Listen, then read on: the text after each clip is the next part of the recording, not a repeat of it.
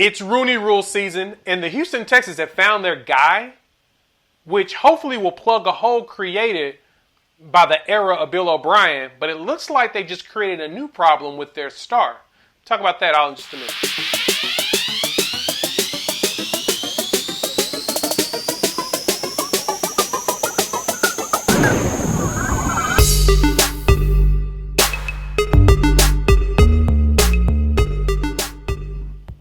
What's good, everybody? This is Jay with Unfair Sports, where we try to take a pensive approach to the sports conversation.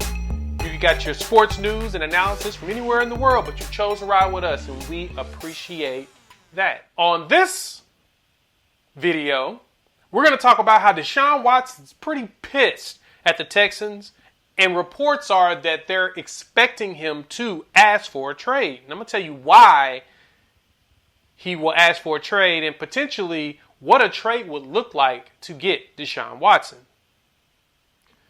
All right, the Houston Texans just hired Nick Caserio, formerly from the New England Patriots, to be their new general manager. You may think, oh, this may be a good idea, but I caution you on that, mainly because he came from the New England Patriots. I don't have any beef with the Patriots organization whatsoever, but if you've noticed, anyone that comes from the lineage of Bill Belichick doesn't always do very well.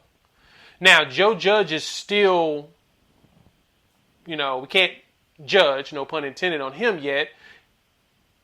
But if you look at everyone else that's come through that lineage, it hasn't been very good. And so the Texans went and got their second guy from that lineage. And Watson's not very happy. The reason why Deshaun's not happy is because they didn't even consult him about it. Now, I get what you're thinking. I've had a few people say this on the Bird, on Twitter, saying how they didn't have to. They had no obligation in that. And you're right. Your job, your boss's bosses don't have to consult you to hire you a new boss. You're right. They don't. They can go out and get you a replacement if you lose your boss or your boss leaves and do whatever they want to. And you just have to work with that new person. I get that. This ain't the same situation. You can't compare you to what Deshaun Watson and the NFL and how that works. Deshaun Watson is the franchise quarterback.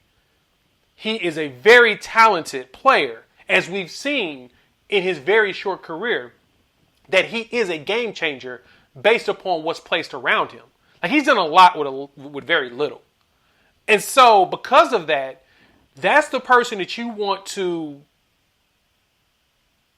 make feel like they can trust you. And the Texans going out, hiring this general manager, and not consulting him about it is not a good way to, make somebody trust you. See what I'm saying? That's the issue at hand. So, what the Texans reportedly did is they actually told Watson that they would talk to him about it and they would potentially consider things from him. But then they never talked to him about it. They went out and hired a guy. And guess when Deshaun Watson found out about the hiring? You guessed it, the same time we did, on social media. That is not a good thing. That is very poor, very piss poor communication, especially in an organization that has been showing that they're kind of inept when it comes to a lot of things. They don't have first round draft pick for 2 years because of what Bill O'Brien did. They traded this DeAndre Hopkins, star wide receiver, for a second round pick and a running back. No shade to David Johnson. He ended the season well, but you don't trade a talented wide receiver like that for a second round pick when you can command a first easily. They didn't do that. Oh yeah, they didn't talk to Deshaun Watson about that either.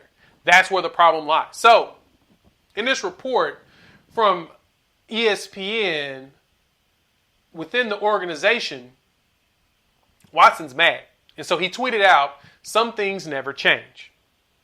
And you can tell what he meant was, with this organization, based upon the sources even confirming a lot of this, is that this is how the organizations ran. They keep doing the same things over and over and over again. And it's wearing them out. I get it. As your franchise quarterback who just signed a massive deal,